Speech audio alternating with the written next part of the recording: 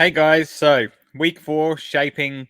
We're getting into the different ignition styles, as you may want to refer to it as, or just different training cues, right? Or ignition cues.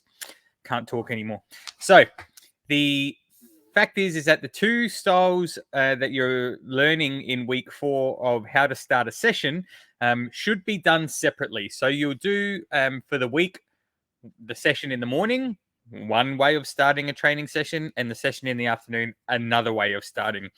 So there's basically shaping behavior and free shaping behavior. I like to look at the two as shaping behavior is directed, meaning that I'm directing the session in order to shape certain behaviors in my dog. Free shaping, I look as self directed. So the dog is doing it all on their own, and I'm just the Pez dispenser of reinforcement when they're getting on the right track.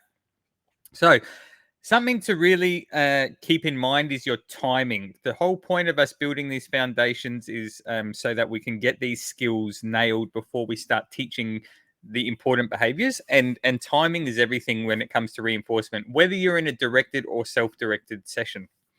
So, in the way that we warm up, first of all, we've been conditioning the collar. So, first the collar goes on, dog gets reward. That becomes a bit of an activation cue as well. We're about to start working. Then I'm going to click and feed just 3, 4, 5 times. Click, feed, click, feed, click, feed, just so the dog turns on to the fact that there's something going on. Once I've done that, what I'm going to do is now I'm going to check for the dog's engagement, right? And the dog must first do something to earn something. And it can be something so simple. And this is why the dog is looking at me. I click, I lure it away so that the dog is facing away from me, and I feed it looking away from me. As soon as the dog turns back and looks at me, I want to click, right? Because it's for coming back to me, which is getting the click in that moment, right? And that's what I'm reinforcing. No matter what we're doing, the focus and engagement work, we always warm up by make the dog go away. Even later, we can throw a piece of treat away and the dog will get it. As soon as the dog turns back to me, click, and the dog's going to come running in for its treat, right? So that's how I build focus and engagement. So we lure the dog away from us, we feed. As soon as the dog turns back to me, click, right? So that's the first two steps. Collar on, click and feed, and then click, lure, and feed. I don't want to click, lure, the dog turns back to me, and then there's multiple seconds before I click again, right? So then what we're going to do is if we are doing a directed session, that's where I'm controlling the session. Then I'm going to start waiting for eye contact. Instead of the dog just turning back to me and getting clicked just for turning back and looking in my direction, I'm then going to wait for the dog to go, hold on, I've just been looking at you and been getting the reinforcement. What's going on? Boom. As soon as they look in my eyes, click, going to feed again.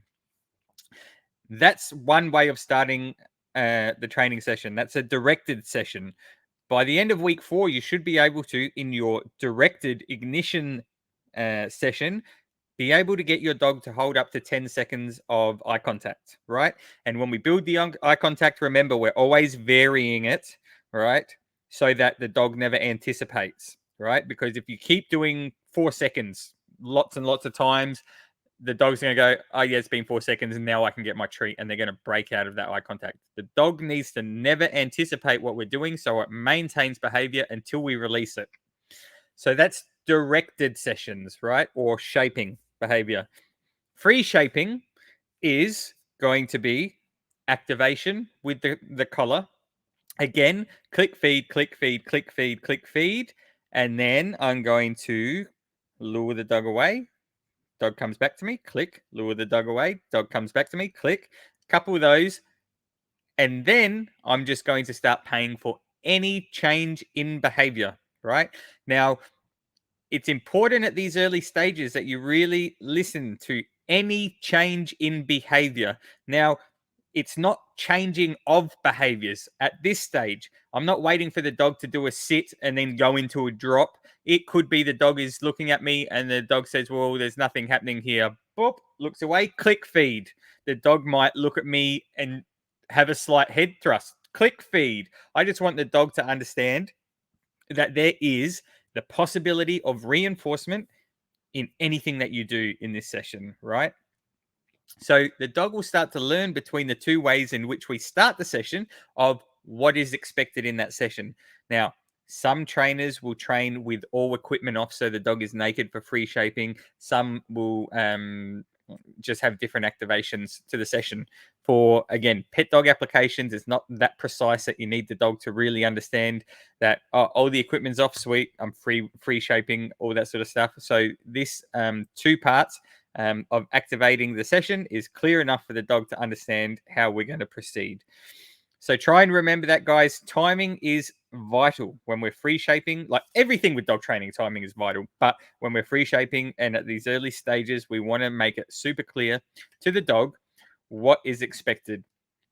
So I'm just going to run through. Directed, collar on, click feed, click feed, click feed, click, lure away and feed. As soon as the dog turns back to me, click, lure away and feed, right? As soon as the dog turns back to me, that's super important.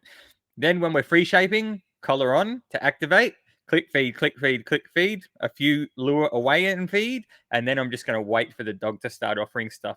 The fact is that the dog is going to get frustrated because it's like, well, hold on, this is what we've been doing. The last 3 reps, I've just come back to you and I've got the food.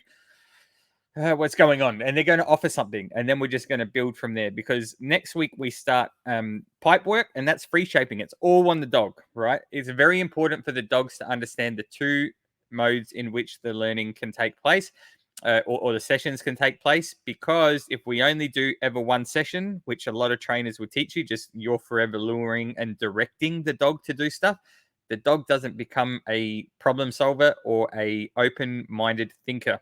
It just becomes locked on you, and without your direction, frustration builds and it just shuts down, doesn't know what to do. So I'll leave you with that, guys. Any questions, put it up in the group. And as you can see, I love answering them. Have a great one.